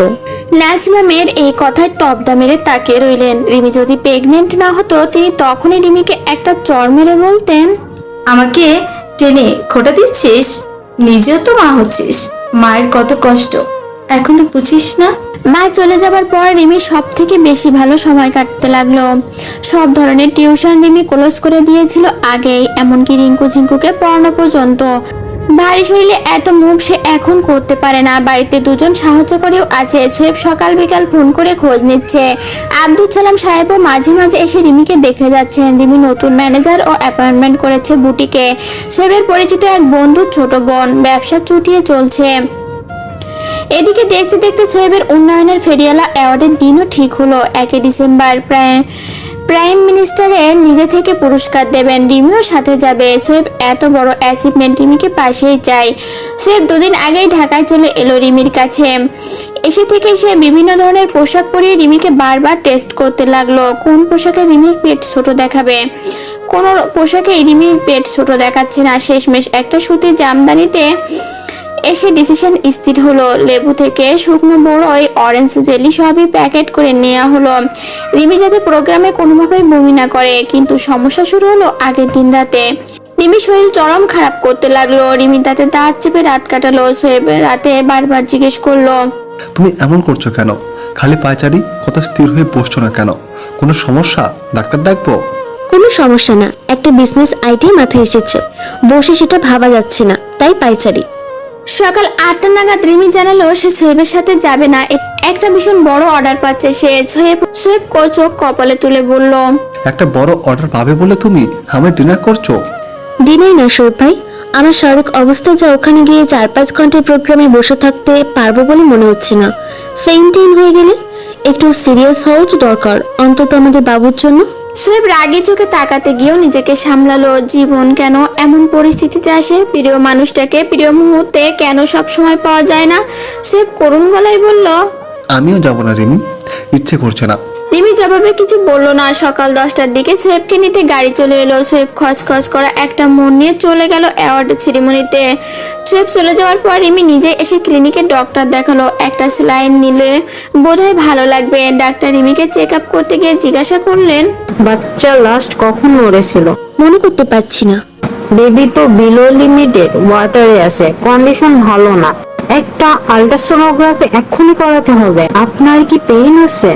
রিমি মাথা নাড়ালো। কখন থেকে? গত পরশুদিন থেকে। মৃদু মৃদু, গত রাতে সেটা তীব্র হয়। কিন্তু আমার তো মনে হয় ব্যথাটা তীব্রই ছিল। আপনি আর কিছু মানে ব্লিডিং? এরকম কিছুই না, শুধু মনে হচ্ছে হালকা ব্যথা, সাথে দুর্বলতা। আপনি আগে কেন ফোন করেননি আমাকে? আপনি কেন এমনটা করেছেন রিমি? আপনাকে বারবার করে বলা সত্ত্বেও আপনার শুরু থেকেই সমস্যা ছিল। এত এক্সট্রিম কন্ডিশনেও আপনি আমার দেওয়া একটা রুলস ফলো করেননি। কেউ এসেছে আপনার সাথে? গার্ডিয়ান ফোন করুন। আমি নিজেই নিজের গার্ডিয়ান। রিমি বড় বড় নিঃশ্বাস ফেলছে, গলা শুকিয়ে যাচ্ছে। তার এত তৃষ্ণা কেন পাচ্ছে? মানে আপনার তো সিভিয়ার সেকশনের অবস্থায়। Please, you are in emergency now Mrs Rimi. আমি কিন্তু এর আগেও একা একা ট্রিটমেন্ট নিয়েছি ডক্টর, আপনার ক্লিনিকে নিয়েছি। তাহলে এখন কেন? তাছাড়া ফোন করে আনবার মতো কোনো গার্ডিয়ান আপাতত নেই আমার, মা বাইরে, হাজবেন্ডও। ডক্টর চিন্তিত মুখে রিমিকে আল্ট্রাসোনোগ্রাফি রুমে পাঠালেন। রিমি নিজেকে শক্ত রাখবার প্রাণপণ চেষ্টা করছে। সোয়েব ভাইকে কি ফোন করবে একটা? কটা বাজে? প্রোগ্রাম কি শুরু হয়ে গেছে? রিমি ফোন ডায়াল করলো, বন্ধ। ডক্টর আল্ট্রাসোনোগ্রাফি রিপোর্ট দেখে বললেন, সিজারিয়ান সেকশন করতে হবে। রিমি চেয়ারে হেলান দিয়ে চোখ বন্ধ করলো। ঠোঁট নাড়াতেও যেন ক্লান্তি। ডক্টর চিন্তিত মুখে রিমিকে কেবিনে নিয়ে যেতেই বললেন, মিসেস রিমি, আপনি চোখ খুলুন। ঘুম পেয়েছে? কিছুতেই ঘুমাবেন না, একদম না। রিমি তাকান। রিমি তাকালো। তার ডক্টর মিসেস সালমা চৌধুরীর মুখটা ঘাবড়াটে লাগছে খুব। মন দিয়ে শুনুন, আপনাকে শক্ত থাকতে হবে। মা হওয়া অনেক সহজ ও আনন্দের ব্যাপার, এটা ভাবুন। আমি বাকি সব দেখছি। আমাদের কিছু ফর্মালিটিস আছে। We need a reliable guardian of you. বুঝতে পারছেন? এসব করতে হয়। রিমি কাকতির মতো করে বলল, আমার ফোনে একটা কন্ট্যাক্ট আছে, অ্যানিমাল হক, আমার আঙ্কেল। আমার যদি কিছু হয়ে যায় ওনাকে একটা ফোন করে দেবেন। উনি আগেও আপনার সাথে আমার ব্যাপারে কথা বলেছেন। ডক্টর ঘড়ি দেখলেন। গার্ডিয়ান হয়ে সব ফর্মালিটিস গুলো আমি করে নিব। আচ্ছা, এই অপারেশনটা কি বিকেলে করানো যায় না ডক্টর? আপনি যেরকম বলছেন, আমি কিন্তু সেরকম অসুস্থ নই। ডক্টর আশাহত দৃষ্টিতে তাকালেন। এত অল্প বয়সী অসুস্থ একটা মেয়েকে তিনি কিভাবে বলবেন যে বাচ্চার হার্ট ঠিক মতো বিট করছে না, ইভেন বাচ্চা বেঁচে আছে কিনা? রিমির শরীরের ব্লাডের লিমিটেশন বলছে ঝুঁকি আছে, প্রেশার এত ফল করে গেছে যে এক্সট্রা ব্লাড শরীর নিতে পারবে কিনা শিওর না। উইথড্রল সিনড্রোমস গুলো যে কি হয়। ডক্টর ঠোঁট কামড়ালেন। রিমি মুখ হাসি হাসি করবার চেষ্টা করলো। কন্ডিশন তেমন ভালো না ডক্টর। ডক্টর রিমির কথার জবাব দিলেন না। তিনি নার্সকে ওটি রেডি করতে বলে বেরিয়ে যেতে চাইলেন। ডক্টর দরজার কাছ অবধি যাওয়া পর্যন্ত রিমি সর্বশক্তি দিয়ে ডক্টরকে ডাকলো। আপনি আমার জন্য কেন এত করছেন, কেন এত ভাবছেন? ডক্টর দাঁড়ালেন এবং ফিরে রিমির কাছে এলেন। রিমির মাথায় হাত রেখে বললেন, ব্যক্তিগত জীবনে আপনি খুব সাহসী মানুষ বলে আপনি আপনার সুখ বা দুঃখের জন্য কোনো কাকুতি মিনতি করেন না, কারো কাছে নির্ভরও করেন না। আপনি যতবার আমার কাছে এসেছেন আপনার এই জিনিসটা আমায় মুগ্ধ করেছে। আপনি আমার কাছে যতবার এসেছেন একা এবং সাবলীল, হাসপাতালে শুয়েও কাজ করেছেন। এরকম পেশেন্ট আপনি একজন যে অসুস্থতার প্রতিটি মুহূর্ত সর্বোচ্চ সুস্থতা নিয়ে বাঁচে। তাই এই পৃথিবীতে সাহসী মেয়ের বড় অভাব মিসেস রিমি। রিমির মাথায় হাত রেখে বললেন, আমার এইসব সাহস কে জানেন? আমার স্বামী। এই জন্য বাবু হবার খবরটা যদি তাকে প্রথম জানাতে চাই, আপনার কাছে আমার অনুরোধ, বাচ্চাটাকে ভালো রাখতে সর্বোচ্চ চেষ্টা করবেন। আমি লাখখানেক টাকা ক্যাশে নিয়ে এসেছি। ডক্টর রিমির হাত ছাড়িয়ে নিয়ে উঠে গেলেন। এক মুহূর্ত আর দেরি করা সম্ভব নয়। বাচ্চার কোনো রেসপন্স পাওয়া যাচ্ছে না, এমন তো হবার কথা না। রিমির ডক্টর সালমা চৌধুরী ইনামুল হক সাহেবকে ফোন করলেন দুপুর 1টা নাগাদ। হ্যালো, হ্যালো, আমি সেফ হোম ক্লিনিক থেকে ডক্টর সালমা বলছিলাম। আপনি কি এনামুল সাহেব? জি জি, আপনি হঠাৎ বলুন। ডক্টর সালমা কয়েক সেকেন্ড নিজেকে সামলালেন। আমার কথা একটু ঠান্ডা মাথায় শুনুন। মিসেস রিমি কিছুক্ষণ আগে একটি ছেলে হয়েছে। ছেলেটি সুস্থ, কিন্তু সমস্যা হচ্ছে অন্য জায়গায়। মিসেস রিমির শরীরের ব্লাড অ্যাকসেপ্ট করছে না। She is in. আমি এক্ষুনি আসছি ডক্টর। স্যার, আপনার আসার চেয়েও জরুরি ওনার হাজবেন্ডের আসার। ওনার সাথে আমরা কিছুতেই যোগাযোগ করতে পারছি না। উনি প্রাইম মিনিস্টারের একটা প্রোগ্রামে আছেন। আপনি কি কাইন্ডলি একটু দেখবেন? আমাদের হাতে সময় খুব অল্প। ইনামুল সাহেব ঘামতে লাগলেন। ঘাবড়াটে কাপা গলায় বললেন, ডক্টর, সময় কি খুবই অল্প? কিছুই কি করার নেই? আমরা সব ধরনের চেষ্টা করেছি। সিনিয়র ডক্টরদের একটা টিম ওয়ার্কের অবজারভেশন চলছে। প্রবলেমটা হলো পেশেন্ট সেন্সে আছে কিন্তু কোনো ফিলিংস রেসপন্স করছেন না। এটাই পাজল করছে আমাদের। We are totally confuse. Inamul সাহেব ফোনের ওপাশে নিশ্চুপ। ডক্টর সালমা দৃঢ় কণ্ঠে বললেন, sir, we are trying our best. আপনি ওনার হাজবেন্ডকে কানেক্ট করার চেষ্টা করুন প্লিজ। দেখুন, পেশেন্টের 3 দিন আগে থেকেই লেবার পেন ছিল। তিনি আমাদের একদম ইনফর্ম করেননি। এমনকি যখন এলেন তখন আমরা টেস্ট করিয়ে দেখলাম বেবি রেসপন্স করছে না। আমরা প্রথমে বেবি নিয়ে টেনশনে ছিলাম, কিন্তু এনামুল সাহেব হতাশাভাবে ফোন রাখলেন। রিমির শারীরিক অবস্থা শুরু থেকেই খারাপ ছিল। সে কখনো এই নিয়ে কনসার্ন দেখায়নি। তাই বলে এত সোয়েবের আজকেই প্রোগ্রাম, আর আজকেই কিনা রিমির। এনামুল সাহেব টিভি ছাড়লেন। প্রাইজ গিভিং এর পোর্শনটা শুরু হয়নি এখনো। এনামুল সাহেব ড্রাইভারকে গাড়ি বের করতে বলে আব্দুল সালাম সাহেবকে ফোন করলেন। আজ এতদিন পর তার মনে হলো তার আজকের এই পজিশন আর পাওয়ার সত্যিই কাজে লাগতে যাচ্ছে। এনামুল সাহেব চোখ মুছলেন। ভালো ঘটনা, ভালো মানুষ, এই দুইই কেন অল্প সময়ের জন্য দেখা যায়? হোয়াই? সোয়েব রিমির বেডের পাশেই দাঁড়িয়ে বলল, আপনার প্লিজ যদি একটু যেতেন, আমি একটু একা কথা বলবো। ডক্টর সালমা ইশারায় বাকিদের বেরিয়ে যেতে বললেন। তিনি নিজে দাঁড়িয়ে রইলেন। সোয়েব নিজের সমস্ত শক্তি দিয়ে রিমির হাত চেপে ধরল। রিমির মুখে অক্সিজেনের মাস্ক। তুমি তো সকাল পর্যন্ত দিব্যি সুস্থ ছিলে, তাহলে এখানে ডক্টররা কিছু গোলমাল করেছে। তুমি কেন আমাকে বলো না রিমি? আমি যখন যাচ্ছিলাম থামালে না কেন? Why didn't you stop me? Doctor, ও বেঁচেছে তো? ওর ডেট তো আরো 25 দিন পর ছিল। আমি তো কিছুই বুঝতে পারছি না। গত পরশুদিন রাতে ও আমায় আদর করেছে, মাত্র কয়েক ঘন্টার ব্যবধানে। পেশেন্টের শরীর শুরু থেকেই ক্রিটিক্যাল কন্ডিশনে ছিল মিস্টার সোয়েব। ওনার সহ্য ক্ষমতা এত বেশি ছিল যে উনি কিছুই শেয়ার করতেন না। ইভেন ফার্স্ট টাইম চেক আপের পর আমি ওনার ফিজিক্যাল কন্ডিশন থেকে কমপ্লিট বেড রেস্ট সাজেস্ট করেছিলাম। ওনার টলারেন্স পাওয়ার জাস্ট আনবিলিভেবল। 70% বডি এখন আউট অফ ব্যালেন্স। আমরা ব্লাড দিতেই। তাই বলে রিমি সকাল অবধি এত নর্মাল? ডক্টর, ও এমন কেন? হোয়াই? আমাকেও কখনো কিছু বলে না। ডক্টর সালমা কিছু বললেন না। রিমি, রিমি। সোয়েব রিমির গাল আলতো করে ছুঁয়ে দিল। শরীর অবশ হয়ে আসছে তার জীবন কি এখানেই থেমে গেল? ও মাই গড বলে সোয়েব নিজের মাথার চুল নিজেই টেনে ধরলো। চোখ পেটে যেন রক্ত বেরোবে এখনই। প্রায় চিৎকার করতে করতে বলল, এই বাবু পেটে আসার পর থেকেই তোমার যত সমস্যা, just a packet of problem. আমি তার মুখ দেখতে চাই না। এই বাচ্চা আমার সমস্ত জীবন এলোমেলো করে দিচ্ছে কেন? হোয়াই? সোয়েব শিশু বাচ্চার মতো কাঁদছে। ডক্টর সালমা সোয়েবের কাছে এসে দাঁড়ালেন। Mister Shoaib, please be quiet, please calm down. Patient কিছু বলতে চাইছেন, she is trying to say something. Look. Doctor রিমির মুখ থেকে মাস্ক খুলে দিলেন। সোয়েব অঝরে কাঁদছে। You are a shit Rimi, I hate you. আমি তোমায় ছাড়বো না, কিচ্ছু বলতে হবে না তোমাকে। রিমি অস্পষ্ট গলায় বলল, সোয়েব ভাই, আমি চোখে কিছু দেখতে পাচ্ছি না। বাবুর মুখ আমি দেখিনি। আমি তখনই বুঝেছি আমার সময় শেষ।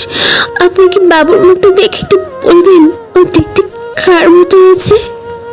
সোয়েব রিমির বেডের পাশে টুল ছেড়ে ফ্লোরে বসে পড়ল। ডক্টর সালমা রিমির মুখের আবার মাস্ক দিয়ে দিলেন।